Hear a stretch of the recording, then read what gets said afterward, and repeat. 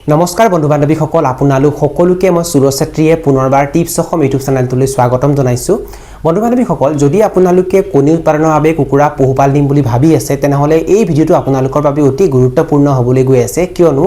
এই ভিডিওটোত মই আপোনালোকক জনাম তিনিটা প্ৰজাতিৰ এনেকুৱা কুকুৰাৰ বিষয়ে যি কেইটা কুকুৰাই আটাইতকৈ বেছিকৈ কণী দিয়ে আৰু এই কেইটা কুকুৰাই বছৰত প্ৰায় 300 ৰ পৰা 320 টা পৰ্যন্ত কণী দিয়ে যদি আপোনালোকে এই বিষয়ে সবিশেষ জানিব বিচাৰে তেনেহলে ভিডিওটো শেষলৈ চাব আৰু যদি আপোনালোকে এই চেনেলটোত প্ৰথমবাৰ আহিছে তেনেহলে চেনেলটো সাবস্ক্ৰাইব কৰি ওচৰতে থকা বেল ঘণ্টিটো প্ৰেছ কৰি দিব চাওক বন্ধু বান্ধৱীসকল যদি আপোনালোকে কুকুৰা পালন কৰিব বিচাৰে আৰু সঠিক প্ৰজাতিৰ কুকুৰা নিৰ্বাচন নকৰে তেতিয়া কুকুৰা পালন কৰি আপোনালোকে কেতিয়াও লাভান্বিত হ'ব নোৱাৰিব যদি আপোনালোকে এটা ভুল প্ৰজাতিৰ কুকুৰা লৈ কুকুৰা ফাৰ্ম আৰম্ভ কৰে তেতিয়া আপোনালোকে লোকচানৰ সন্মুখীন হ'ব বন্ধু বান্ধৱীসকল যদি আপোনালোকে কণী উৎপাদনৰ বাবে কুকুৰা পালন কৰিব বিচাৰে আৰু কণী উৎপাদনৰ বাবে এনেকুৱা প্ৰজাতিৰ কুকুৰাক পোহপাল দিয়ে যিয়ে বছৰত প্ৰায় 50 ৰ পৰা 60 টা পৰ্যন্ত কণীহে দিয়ে যদি আপোনালোকে এনেকুৱা প্ৰজাতিৰ কুকুৰাক কণী উৎপাদনৰ বাবে পোহপাল দিয়ে তেতিয়া লাভটো দূৰৰে কথা উলুটাই আপোনালোকৰ পকেটৰ পৰা পইচা যাবহে সেই কাৰণে কুকুৰা নিৰ্বাচন কৰোতে আপোনালোকে সাৱধান হ'ব আপোনালোকে যদি কণী উৎপাদনৰ বাবে কুকুৰা পোহপাল দিব বিচাৰে তেনেহলে আপোনালোকে এনেকুৱা প্ৰজাতিৰ কুকুৰা নিৰ্বাচন কৰিব লাগিব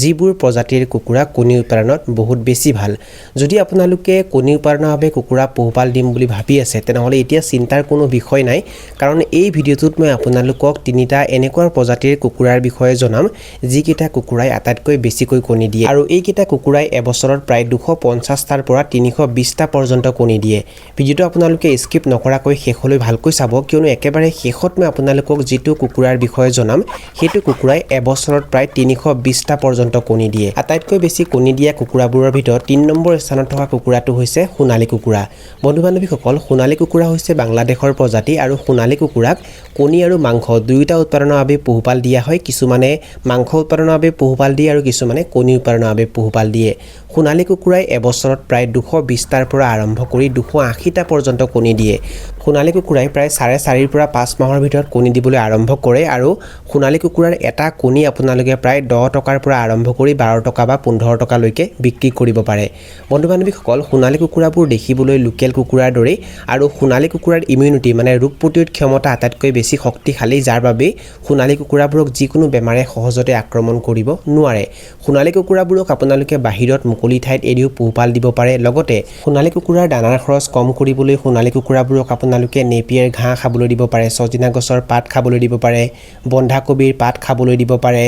বিলাহী খাবলৈ দিব পাৰে কলপাত খাবলৈ দিব পাৰে কল পচলা খাবলৈ দিব পাৰে বা আপোনালোকৰ ঘৰত যি শাক-পাচলিৰ পেলনীয়া অংশ থাকে সেইবোৰো খাবলৈ দিব পাৰে আৰু কুকুৰাৰ দানাৰ খৰচ কম কৰিব পাৰে আটাইতকৈ বেছি কণী দিয়া কুকুৰাবোৰৰ ভিতৰত দ্বিতীয় নম্বৰ স্থানত থকা কুকুৰা হৈছে আৰায়াৰৰ সম্পূৰ্ণ নাম হৈছে ৰোড আইল্যান্ড ৰেড আৰু আৰায়াৰ কুকুৰা হৈছে আমেৰিকাৰ প্ৰজাতি এই কুকুৰাবোৰ দেখিবলৈ অলপ ৰঙা ৰঙৰ হয় বন্ধু বান্ধৱীসকল আৰায়াৰ কুকুৰাই এবছৰত প্ৰায় 250 টাৰ পৰা আৰম্ভ কৰি 300 টা পৰ্যন্ত কণী দিয়ে আৰায়াৰ কুকুৰাই প্ৰায় 5 ৰ পৰা 5.5 মাহৰ ভিতৰত কণী দিবলৈ আৰম্ভ কৰে আৰায়াৰ কুকুৰাৰ কণীৰ আকাৰ অলপমান ডাঙৰ হয় আৰু আৰায়াৰ কুকুৰাৰ কণীৰ ৰং মুগা ৰঙৰ হয় বন্ধু বান্ধৱীসকল আৰায়াৰ কুকুৰাৰ এটা কণী আপোনালোকে 8 টকাৰ পৰা আৰম্ভ কৰি 10 টকা বা 12 টকা লৈকে বিক্ৰী কৰিব পাৰে আৰায়াৰ কুকুৰাবোৰকো যিকোনো বেমাৰে সহজতে আক্ৰমণ কৰিব নোৱাৰে আৰু আৰায়াৰ কুকুৰাবোৰক আপোনালোকে কেজত ৰাখিও পোহপাল দিব পাৰে নাইবা বাহিৰত মুকলি ঠাইত এৰিও পোহপাল দিব পাৰে এটা সময় আপোনালোকে সিহঁতক গৰালৰ ভিতৰত ৰাখি মানে ৰাতিটো গৰালৰ ভিতৰত ৰাখি ৰাতিপুৱা সময়ত পৰিবেশ পৰিস্থিতি চাই বাহিৰত এৰি দিব পাৰে তেতিয়া সিহঁতে বাহিৰত ঘূৰি ফুৰি নিজৰ খাদ্য নিজে খাব ইয়াৰ মানে এইটো নহয় যে আপোনালোকে সিহঁতক দানা খাবলৈ দিব নালাগিব আপোনালোকে সিহঁতক লেয়াৰ দানা খাবলৈ দিব লাগিব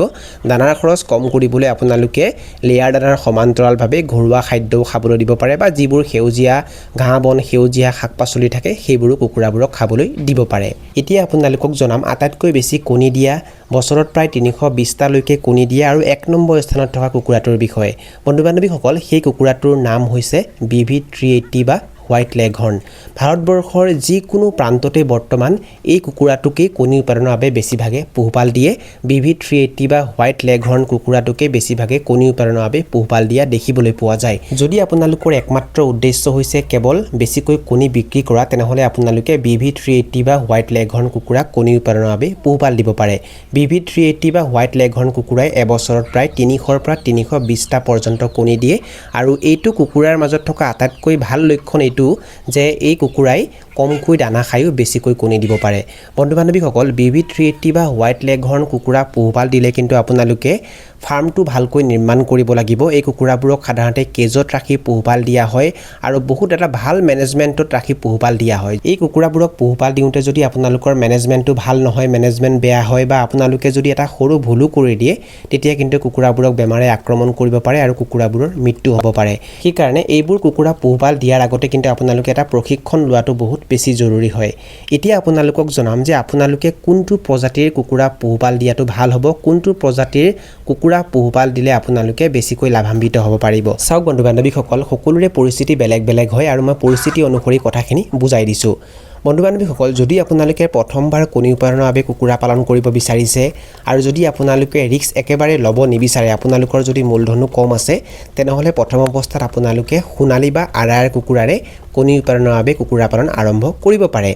যদি আপোনালোকৰ লগত মূলধন বেছিকৈ আছে আৰু যদি আপোনালোকৰ উদ্দেশ্য এটাই যে বেছিকৈ কণী বিক্ৰী কৰিব লাগে তেনে অৱস্থাত আপোনালোকে BB380 বা হোৱাইট লেগহৰ্ণ কুকুৰা কণী উৎপাদনৰ বাবে পোহপাল দিব পাৰে